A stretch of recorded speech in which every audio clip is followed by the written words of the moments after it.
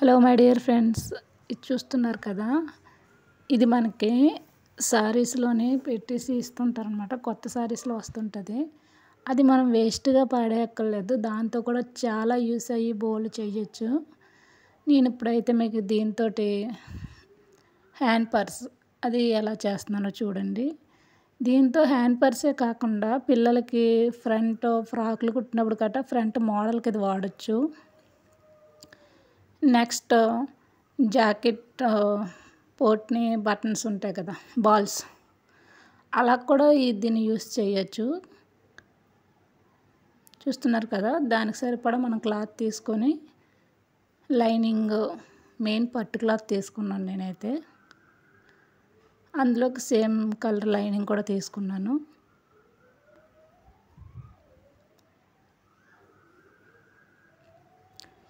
చేతిలో పని అంటూ ఉంటే ఏదో ఒకటి వేస్ట్ అవ్వకుండా ఏదన్నా చేయడానికి ట్రై చేస్తాం ఎవరమన్నా సరే.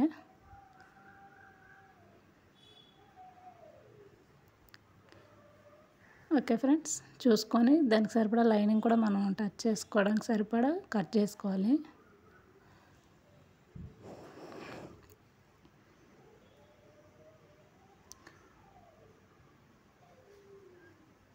చూస్తున్నారు కదా, ఇలా 4 వైపులా కట్ చేసుకున్న తర్వాత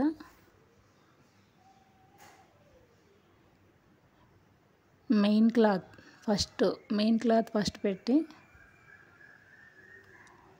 నేను ఇప్పుడు మీకు లైనింగ్ మీద చూపిస్తున్నాను. ఇది ఇలాగా, ఇది మెయిన్ క్లాత్ అన్నమాట. ఓకే, చూస్తున్నారు కదా, మెయిన్ క్లాత్ అంటే పట్టు క్లాత్ ఫస్ట్ పెట్టి సెకండ్ లైనింగ్ పెట్టి పైన ఈ క్లాత్ పెట్టాలన్నమాట. ఇలా మనం వేస్ట్గా పడేసే ఐటమ్, దాని పేరేంటో సారీ నాకు తెలీదు, శారీస్లో వస్తుందని తెలుసు, క్యాన్వాస్ అంటారో ఏమంటారో తెలీదు. చూస్తున్నారు కదా, ముందు కుట్టేసాను. కుట్టేసిన తర్వాత ఎక్స్ట్రా పీస్ కట్ చేసుకున్నాక, ఓకే, కింద మెయిన్ క్లాత్ ఉంది కదా, దాన్ని మనం రివర్స్ చేస్తున్నప్పటికి అది సెంటర్కి వెళ్ళిపోద్ది అన్నమాట. పెట్టింది ఈ విధంగా చూస్తున్నారు కదా. ఇప్పుడు నీట్గా పైన కుట్టేసుకురావాలి.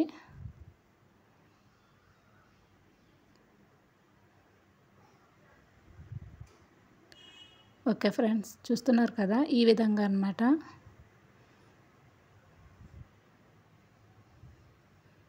ఇలా ఫోల్డింగ్ చేసి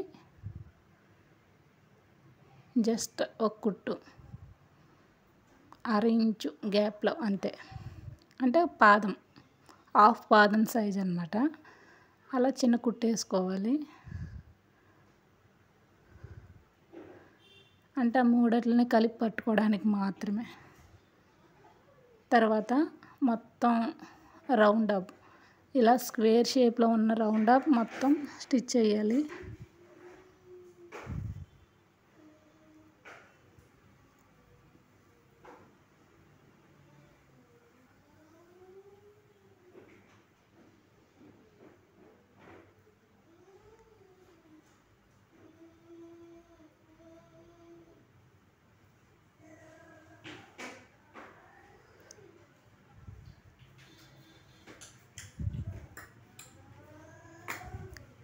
ఓకే, ఇలా ఫస్ట్ ఆ క్లాత్కి ఈ క్లాత్కి కూడా రెండు వైపులా కూడా ఇలా మనం కుట్టేసుకోవాలి.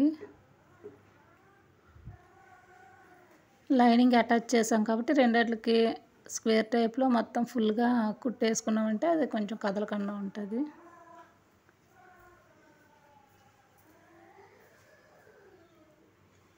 ఓకే, ఈ విధంగా.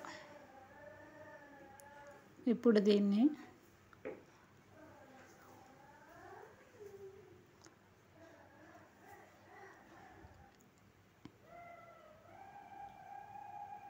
ఓకే, చూస్తున్నారు కదా, ఇలా స్కేల్ తీసుకొని డీస్ తోటి క్రాస్గా లైన్స్ గీసుకోవాలి.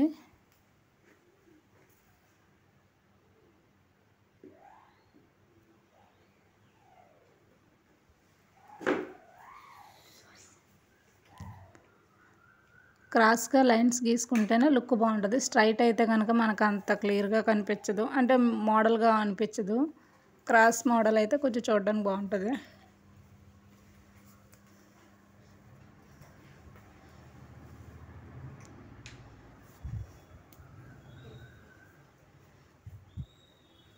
చూస్తున్నారు కదా, ఈ విధంగా సేమ్ ఆ పీస్కి ఎలాగైతే మనం ఇలాగా గీతలు గీసామో సేమ్ అలాగే దీనికి కూడా గ్యాప్ చూసుకుంటా మినిమం అర ఇంచ్ కానీ ఇంచ్ కానీ జస్ట్ చూసుకోండి. దగ్గర అవుతాయి, బాగోదు లుక్. సమానంగా ఉండాలి అటు ఇటు కూడా.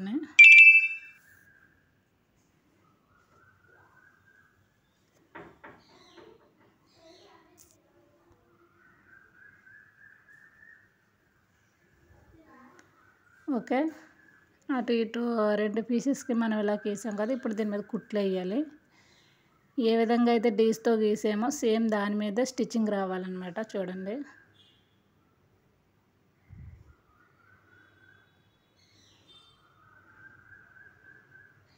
చాలా స్మూత్గా ఉంటుంది క్లాత్. ఎందుకంటే లోపల మనం ఆ క్లాత్ పెట్టడం వల్ల భలే స్మూత్గా పట్టుకోవడానికి చాలా నీట్గా ఉంటుంది.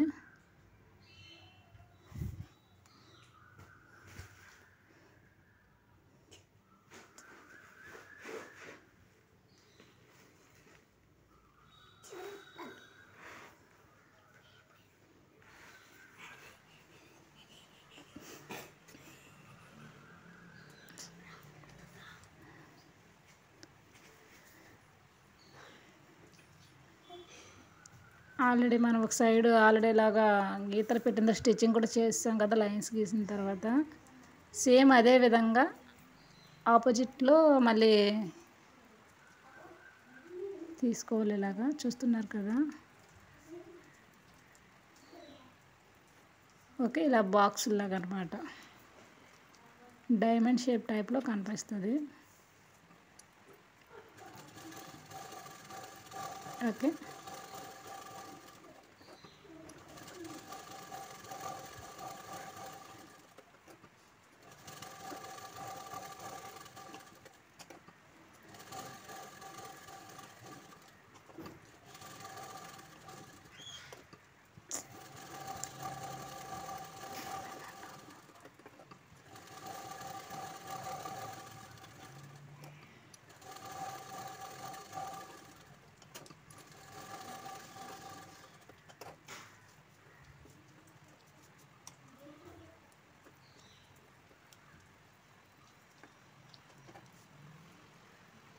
చూస్తున్నారు కదా. ఒకదానికి అలా చేసాను, నెక్స్ట్ రెండో దానికి కూడా చేశాను.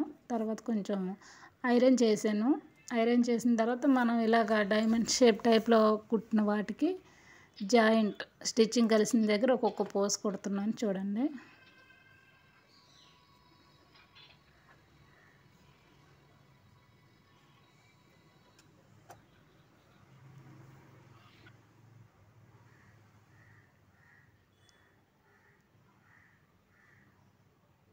చూస్తున్నారు కదా. ఆల్రెడీ ఒకదానికి రెడీ అయిపోయింది, నెక్స్ట్ రెండోది అనమాట. ఇది ఏ పూసకి కుట్టేసిన తర్వాత అదే పూస అలా కింద కూడా సేమ్ ముడేయాలి, దేనికి అదే.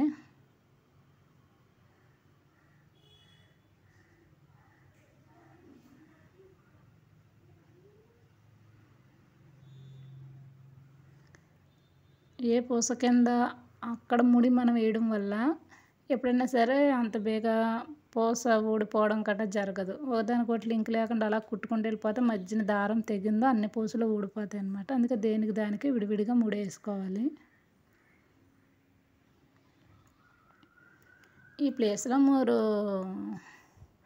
పూసలు గుచ్చుకోవచ్చు, లేకపోతే కుందన్స్ ఇటువంటివి ఉంటాయి కదా, మోడల్ మీ ఇష్టం. నేనైతే వైట్ పూసలు తీసుకున్నాను నా దగ్గర. చూస్తున్నారు కదా, ఇలాగనమాట. సారీ, నా వాయిస్ గట్రా కొంచెం క్లియర్నెస్ లేకపోయినా మీకు కొంచెం అర్థమైతే చాలనుకుంటున్నాను. ప్లీజ్ ఏమనుకోకండి. అందరి వాయిస్లో కొంచెం అలా ఉండవు కాబట్టి మీరు అర్థం చేసుకుంటారని అనుకుంటున్నాను. ఓకే ఫ్రెండ్స్, స్టిచ్చింగ్ అయిపోయింది. ఆల్రెడీ పూసలు కూడా కుట్టేసాను. ఇప్పుడు మనం సింగిల్ పాదం వేసుకోవాలన్నమాట మిషన్కి. సింగిల్ పాదం మార్చుకున్నాక జిప్ వేస్తున్నాను, చూడండి. ఓకే ఫ్రెండ్స్, దగ్గరికి అటాచ్ చేసుకొని జిప్ సింగిల్ పాదం మీద అయితే బాగా నీట్గా వస్తుంది. ఈ విధంగా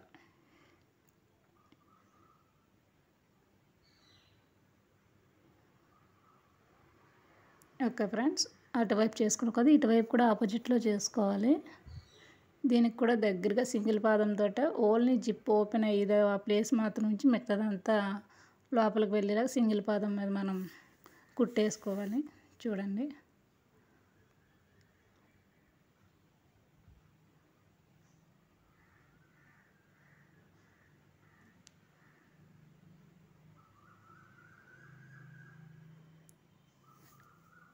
జిప్ వేసిన తర్వాత ఫస్ట్ ఇటు అటు జాయిన్ చేయండి. సరిగ్గా లెవెల్గా జిప్పు బాగా పెట్టుకున్నాక కుట్టేయాలి. మెయిన్ కింద నుంచి మాత్రమే జిప్పు మనం కింద నుంచి మాత్రమే జాయిన్ చేయాలి, పైన అప్ అండ్ డౌన్ వస్తుంది.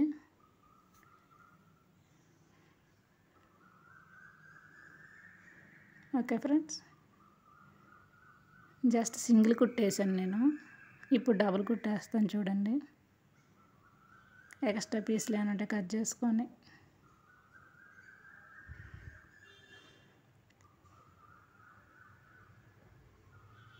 ఓకే ఫ్రెండ్స్, ఇలా డబుల్ కుట్టేసుకోవాలి స్ట్రాంగ్గా. ఎక్స్ట్రా ఉంటే కట్ చేసుకోవాలి. జస్ట్ దాన్ని రివర్స్ చేయాలంతే.